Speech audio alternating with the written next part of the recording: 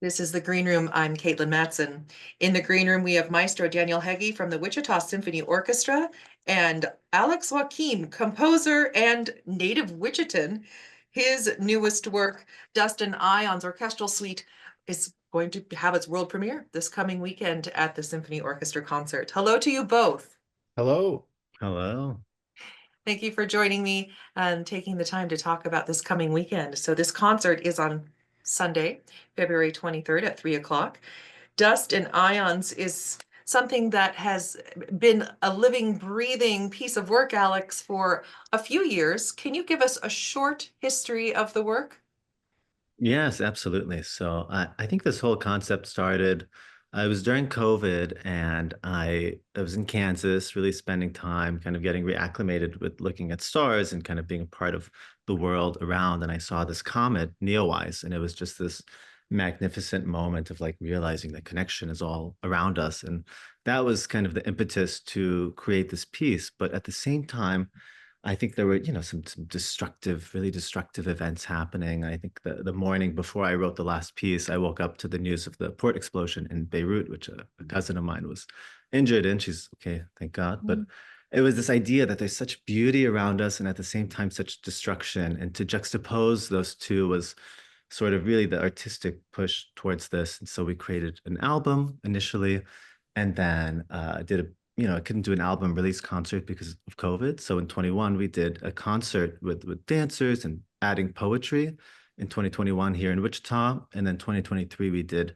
a wonderful performance off Broadway at the Ailey, Alvin Ailey Theater, once again expressing this piece. And I always felt that there was an orchestral expression of this, which is what we'll get to hear Sunday, an orchestral suite that kind of takes the best pieces of Dust and Ions and adds a lot of new music to sort of put a nice arc to the whole story. Daniel, your professional relationship with Alex is one that was kind of built over the last few years. Was the first time you and Alex worked together in any fashion during the pandemic shutdown? Because I know that Alex did some Wednesday Wellness with Holly, some of your symphony at home content during the shutdown Alex was involved in. Yeah, I think that's when I got to know Alex a little bit. Alex also came to some of the concerts I was conducting, and we just developed a bit of a rapport talking about music. And like I often do, I'll ask for submissions from various composers to see if something is a good fit for us. And Alex sent me a couple of pieces and the orchestration of Dust and Ions, and I said, I've got to find a place for this, and I'm just really happy that we were able to find it for this concert. So yeah, that's a lot of times how my relationships with composers are, and this is no exception. Alex, there are several movements. Can you give us a rundown? Yeah, absolutely. So there's an intro, it's kind of like bookends. There's an intro and there's an outro that are both very florid and kind of this, this big textural sort of expression. The second movement is Sophia 537, which is on the album quite directly taken and orchestrated for full orchestra. And that's kind of this exciting sort of energetic run. I imagine like, the Hagia Sophia, this huge cathedral that was built in the year 537 and somebody running to that in the year 537, which is just like hard to fathom. Then the fireflies in Kansas are as big as the stars, which is a meditation on this idea that, the perspective that we have, fireflies and stars really are the same from our perspective. And then we continue to the Waltz of Corruption, which is this sort of, it's this sultry piece that kind of circles out into this explosive climactic moment. And then we end with the finale, which is kind of, once again, after this explosive, destructive moment, we come back to a sort of textural stasis. So that's kind of the trajectory of these pieces. Though mostly it'll be kind of throughout, but we won't really have many breaks. And Daniel, in putting this particular concert together, um, putting every concert together, it seems like a little bit of a jigsaw where there are certain elements you want to include and incorporate within, a couple hours. Can you tell us overall about this one particular concert and other things that we'll be hearing? Sure. So I have to say, for a lot of our listeners who might be checking the website or have been looking at our subscription series, they will have seen that our principal horn, Jeb Wallace, was slated to play Mozart's Fourth Horn Concerto. It just turns out that recently he has come down with a musical related injury and will not be able to perform that this week. And we all feel very sorry about that and are sad to lose Jeb this week, but he's going to make a full recovery, I'm quite certain. But he had to step down from the horn concerto. So the program is now beginning with Beethoven's Leonore Overture Number 3, which is about 15 minutes. It's roughly the same length actually as the horn concerto was, but is a very, very kind of celebratory. It doesn't begin that way. It begins down in the dudgeon, the depths, and then it races to this wonderful victory at the end, which we can talk about more later. And then second, and in the featured place on the program is going to be Alex's piece, Dust and Ions, and that'll close the first half. And then the second half is an orchestration that Arnold Schoenberg did of Brahms's piano quartet in G minor. And I just have to say this right off the bat. All that Schoenberg did was to take the voices that Brahms wrote for and then orchestrate them. He didn't add any other notes to it, like 12 tone. It's a really funny, kind of funny bedfellows in a sense, because Brahms is one of the most favorite romantic composers, known for melody and line and gorgeous harmonies, and very much in the 19th century idiom. Whereas Arnold Schoenberg stretched tonality, and of course he invented the dodecaphony method of composition. But Schoenberg was a great admirer of Brahms and of Wagner also. And so he did this out of reverence for Brahms and preserved everything that Brahms had already written for the piano quartet. And for people wondering what a piano quartet, it is not 4 pianos. Someone might think that, but it's violin, viola, cello, and piano. Just those 4 instruments is what Brahms wrote for when he was quite young. And then Schoenberg saw that as a masterpiece and said, this has symphonic possibilities, and wrote something that's, I think, ingenious and really wonderful. So that's what's on the second half of the program. We're going to take a short break, and we're going to hear the final movement of this Brahms orchestrated by Schoenberg. We'll expand more on Dust and Ions by Alex Wakim and everything else on the program. Dust and Ions is Sunday, February 23rd at 3 o'clock in Century 2 Concert Hall. For tickets and further information, go to wichitasymphony.org, and their box office phone number is 316-267-7658. We'll be back and talk more with Maestro Daniel Hege and composer Alex Wakim. Johannes Brahms Piano Quartet in G minor, orchestrated by Schoenberg.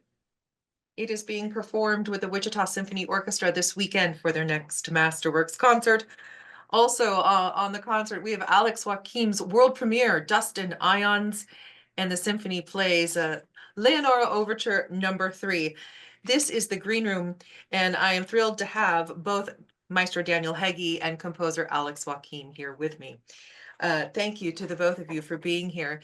Alex, I'm so struck by the program notes, which people can view online already if you go to the Wichita Symphony website. And you can see Alex describe his very own work, which is such a benefit of hearing a living, breathing composer, the ability to hear them describe what they've been composing. So touched by your program notes where you talk about simplicity and dreams and the dedication that you have. This is dedicated, say it in your own words. Who is this piece dedicated to? Right. I think the children all over the world that simply want to look up at the stars and dream, particularly children in the Middle East who are, I think, very, very affected, and just really all children. I worked with children. I get to teach children a couple times a week in New York City. It's a really wonderful thing to get to do. It gets me out of the house from composing, and you start to realize that it's just, there's some innocence and purity that I think the world takes away sometimes really, really, really soon for children around the world. And that's why I really wanted to dedicate this to them, to be able to dream, look at the stars and the comets, and not have to be confronted with the destruction and corruption that is rampant. Yeah, and Daniel, as a lifelong musician, dedicated your career to sharing music with people all around the world, the United States. Can you talk a bit about the mission of the symphony as it relates to life in general? You know, the fact that sometimes people just need a place to go and celebrate art and music and beauty and forget for 2 hours about the things that might be troubling them. Well, yes, I think that music, great music, whatever that is for anybody, is a great solace to escape the world, the workaday world. But I wouldn't also just say that it's escapism. It's really a way to deepen your connection to humanity. And by having a very individual experience of listening to music and what that does to stir your soul, that makes you naturally more empathetic to what is happening around you and to what is happening to other people, because great music will cause you to have any number of emotions. But one of those things is that it can be meditative and reflective. And when you have those emotions, you start to think about something outside of yourself, because the music is so much greater than any of us.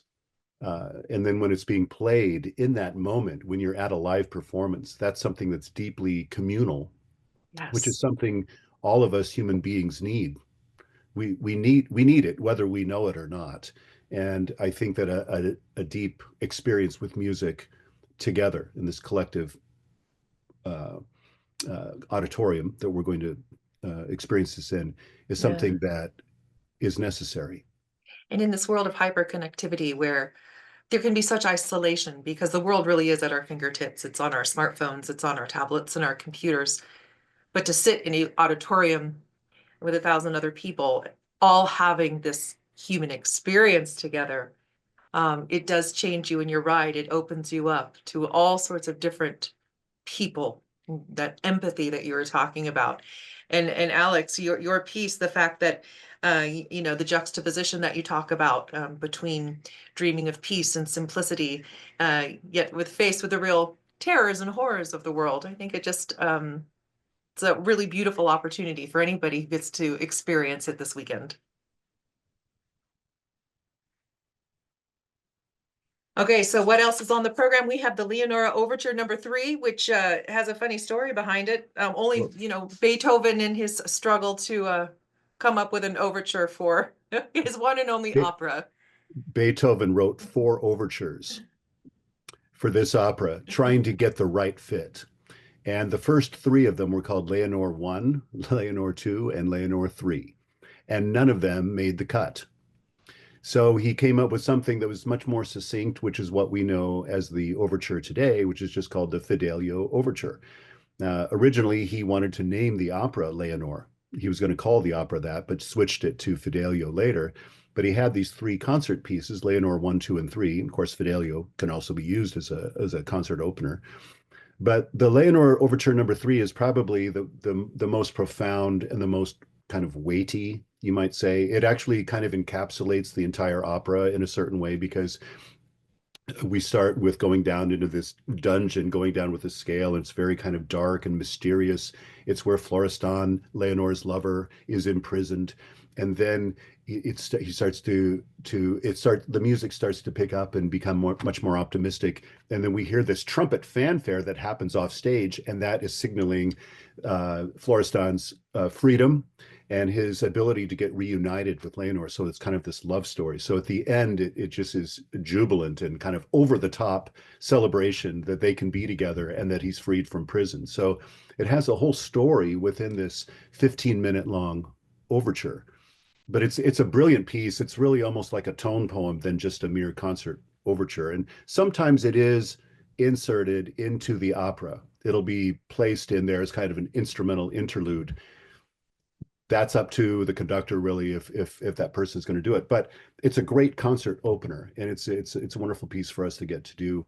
Um, and then, of course, we move to Alex's piece, and then the Brahms Schoenberg is also a masterpiece. So you've got the bookends of Beethoven and Brahms, Right. along with Schoenberg's help to breathe life into it as an entire orchestra. And one final anecdote to ask you about. the score and orchestral parts for the Brahms. Yes. Okay. So in 1965, there was the Belmont Music Publishers that was started in 1965 in Los Angeles because Arnold Schoenberg is from Austria, but he fled the Nazis in 1933, moved to Los Angeles in 1933, and then in 1937 wrote this piece that we're going to hear. We didn't write the piece, orchestrated Brahms's piano quartet. But all of his correspondence, all of Schoenberg's correspondence, his scores, his archives were all nestled in this place in Los Angeles. But as of January 7th of this year, the Palisades fire destroyed everything, like over 100,000 documents of scores, parts, correspondence, pictures, everything. It's all gone. But we got the parts and score right before that fire. And so there's some thought that maybe we have the last version of that, the Wichita Symphony right now, because we get it on rental. You know, they send it to us and then we have to send it back. My hope is that someone made digital copies of everything so that something is preserved and they can simply reprint them. But it was a tragedy. We all know about those fires that happened in early January, and those documents were lost. Yeah, such a loss. Such a sacred thing to be charged with caring for until you mail them back. Yeah. Yeah. We don't know that we have the only set, but we will definitely take care and make sure it gets back safely. No fires in Wichita. That's right. Thank you both so much for joining me in the green room. The Wichita Symphony Orchestra Masterworks concert, Dust and Ions, is this Sunday, February 23rd at 3 o'clock in Century 2 Concert Hall.